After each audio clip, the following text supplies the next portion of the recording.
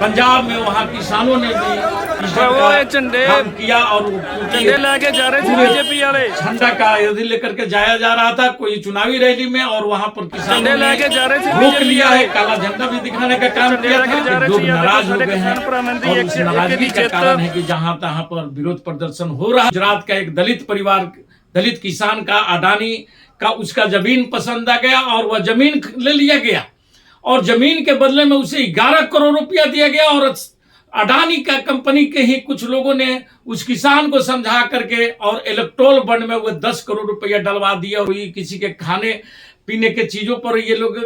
आपका ध्यान भटकाने का काम करते हैं, कभी धर्म के नाम पर आपको भटकाने का काम करते हैं। बंगाल में वहां पर जा करके कुछ लोगों ने उन लोगों के साथ मारपीट किया क्योंकि ये लोग रात के 12 बजे किसी के घर में पहुंचते हैं। वहां पर महिलाओं ने वहां पर काफी मात्रा में विरोध किया था। उसी ढंग से क्षत्रिय समाज के साथ जो गुजरात में इन्हीं का एक सांसद के द्वारा जिस ढंग से बेइज्जत किया गया है समाज, कभी अल्ली बजरंगबली करेंगे, कभी सावन और नवरात्रि की बात उठा करके लोगों की नेताओं की थाली को झांकेंगे, लेकिन गरीबों की थाली को ये लोग देखना नहीं पसंद करते। ये लड़ाई जननायक और खलनायक के बीच में चल रही है। दोस्तों, आज एक महत्वपूर्ण बात को तो प्रधानमंत्री मोदी जी तो आज 10 साल से दृढ़ संकल्प लिए हैं और वे सिर्फ संकल्प ही लेते हैं, चुनावी वादा करते हैं और बाद में यही अमित शाह जी उनकी सफाइयां देते हैं कि वह तमाम जुमले था, जैसे कि 15-15 लाख का जुमला दिया गया था, 2-2 करोड़ नौकरियां का जुमला दिया गया था और बाद में जुमले बोल दिया गया। आज भी आप देख रहे होंगे कि हर मंचों पर मोदी जी जा रहे हैं, लेकिन वहां पर महंगाई, बेरोजगारी या आम जनता से जुड़ी समस्याओं की बात नहीं उठाते हैं, बल्कि घींच से पीटे वही बातें, कांग्रेस ये था, नेहरू ये थे, हिंदुस्तान पाकिस्तान, हिंदू मुसलमान, कौन मछली खा रहा है, कौन मीट खा रहा है, इन तमाम चीजों पर वह बातें करते हैं। लेकिन जो जन समस्याएं हैं, जो मेन मुद्दा है, उस पर वह सवाल नहीं कर रहे हैं और इसी का नतीजा है कि कुछ जगहों पर लोग भाजपा कार्यकर्ताओं को घेर करके पीट रहे हैं, मारपीट कर रहे हैं, उनके साथ बदतमीजियां कर रहे हैं या उनके झंडे को भी खींच लिया जा रहा है, उतार लिया जा रहा है, उसे जलाने का काम किया जा रहा है। और ऐसा ही हाल की घटना एक हुई है, आपको देख लेंगे कि पंजाब में वहां किसानों ने भी इस ढंग का काम किया और क्योंकि एक पूरे झंडा का यदि लेकर के जाया जा रहा था कोई चुनावी रैली में और वहां पर किसानों ने रोक लिया है, काला झंडा भी दिखाने का काम किया था और उसके बाद में उस तमाम झंडे को जलाने का भी काम किया है। लेकिन ये सारे चीजों से मैं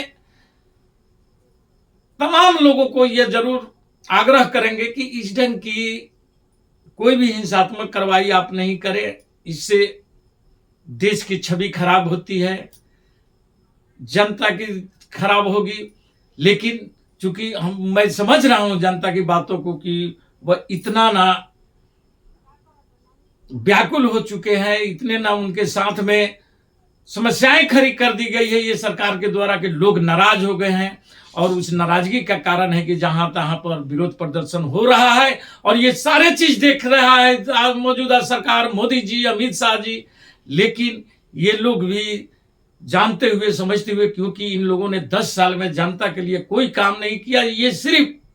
पूंजीपतियों के काम किए, पूंजीपतियों को ठेका पट्टा दिलाए, विदेश से लेकर के देश में हर जगहों पर ठेका पट्टा दिया गया और उसमें ये लोग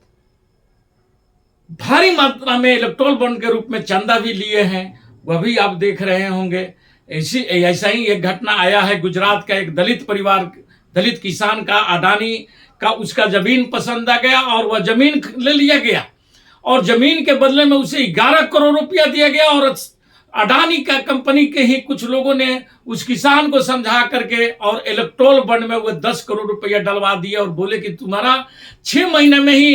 1.5 गुना हो जाएगा। और इस ढंग के झूठ बोल करके उस किसान का भी, उसका फोटो वीडियो भी सारे चीज वायरल हो रहा है, वो भी आप लोग देखते होंगे। तो कितना ये लोग नीचता पर उतर आए हैं, इन चीजों को देखना है, क्योंकि ये लोग अब लोगों का डर सताने लगा है कि हम हार रहे हैं और हारने का का जो डर होता है, और उसी डर में ये लोग कभी 400 के पार का नारा लगाते हैं, तो कोई किसी के खाने पीने के चीजों पर ये लोग आपका ध्यान भटकाने का काम करते हैं, कभी धर्म के नाम पर आपको भटकाने का काम करते हैं, कभी इधर उधर की बातें कर करके। और ये लोग किसी भी ढंग से चाहते हैं कि मैं तीसरी बार फिर से आ जाऊं, और यदि ये लोग तीसरी बार आ गए तो ये तो आप जान ही रहे हैं कि जिस ढंग से संविधान को रौंदा गया है, लोकतंत्र को रौंदा जा रहा है, यहां तक लेकिन सुप्रीम कोर्ट के बातों को भी मानने का ये लोग काम नहीं कर रहे हैं। जो इलेक्टोरल बॉन्ड में भी आप देखे होंगे कि इलेक्टोरल बॉन्ड में किस ढंग से और कितनी प्रयास के बाद में एसबीआई जाकर के इलेक्टोरल बॉन्ड का सारे मैटर को वहां पर रखा, ये तो आप लोग से छिपा नहीं है। तो ये सब सोचिए कि एक संवैधानिक, हमारा जो स्टेट बैंक ऑफ इंडिया है वो एक संवैधानिक संस्था है, और यदि वह सत्ता के इशारे पर यदि काम कर रहा है, ईडी सत्ता के इशारे पर काम कर रहा है, सीबीआई सत्ता के इशारे पर काम कर रहा है, इनकम टैक्स सत्ता के इशारे पर काम कर रहा है, एनआई है जो वह सत्ता के इशारे पर काम कर रहा है, जिसका क्योंकि आप परिणाम भी देख रहे होंगे कि अभी उत्तर वही आपका बंगाल में वहां पर जा करके कुछ लोगों ने उन लोगों के साथ मारपीट किया, क्योंकि ये लोग रात के 12 बजे किसी के घर में पहुंचते हैं। वहां पर महिलाओं ने वहां पर काफी मात्रा में विरोध किया था। उसी ढंग से क्षत्रिय समाज के साथ जो गुजरात में इन्हीं का एक सांसद के द्वारा जिस ढंग से बेइज्जत किया गया है समाज को, तो ये लोग हमेशा तुष्टिकरण की नीति अपनाते हैं, तुष्टिकरण करते हैं, हिंदू मुसलमान कर करके वोट लेना चाहते हैं, मंदिर मस्जिद कर करके लेना चाहते हैं। और कभी कभी ये लोग ऐसा भी करते हैं कि अगर कोई नेता यदि बोलता है कि हम विकास का काम करेंगे, तो ये लोग आपको कभी शमशान की बातें पर लेकर के आते हैं, कभी इस ढंग की ऐसी इनकी कितनी बातें को गिनाया जाए, कितनी चीजें को दिखाया जाए, ये समझ से परे चीज है। लेकिन जनता अब इन तमाम चीजों से उब चुकी है, और जनता को सिर्फ ये बात तब सताने लगा है कि उन्हें और उनके बच्चे का भविष्य कैसे सुरक्षित होगा। धर्म भी हमारा सुरक्षित रहे, धर्म पहले भी सुरक्षित रहा है, और आज ये मौजूदा सत्ता उसी मार्ग पर चल दिया है। इसलिए इनका जहां तहां पर विरोध भी हो रहा है, लेकिन इन लोगों की चमड़ी बहुत ही मोटी हो चुकी है, जो कि इनका एक ही तरीका है, इनका एक ही उपाय है कि इनको जब तक हम लोग चुनाव में इसका मुंहतोड़ जवाब नहीं देंगे, इन्हें हराएंगे नहीं, तब तक ये लोग सुधरने वाले नहीं है। ये लोग इसी ढंग का ध्रुवीकरण का खेल खेलते रहेंगे और आपको इधर उधर की बातों में भटकाएंगे, असली मुद्दे को आपके सामने नहीं आने देंगे, बात बनावटी बनाएंगे, बराह चढ़ा करके बोलेंगे, कभी अल्ली बजरंगबली करेंगे, कभी सावन और नवरात्रि की बात उठा करके लोगों की, नेताओं की थाली को झांकेंगे, लेकिन गरीबों की थाली को ये लोग देखना नहीं पसंद करते हैं। इसलिए आज यह लड़ाई जो है, ये लड़ाई जननायक और खलनायक के बीच में चल रही है। एक तरफ जननायक के रूप में राहुल गांधी जी 10,000 किलोमीटर के यात्रा कर चुके हैं, पदयात्रा कर चुके हैं, और दूसरी तरफ खलनायकों के द्वारा आपको बहलाने, फुसलाने और आपको भटकाने का काम किया जा रहा है। सोचना विचारना अब आपको काम है। जो सरकार बोलती थी कि 1 नेशन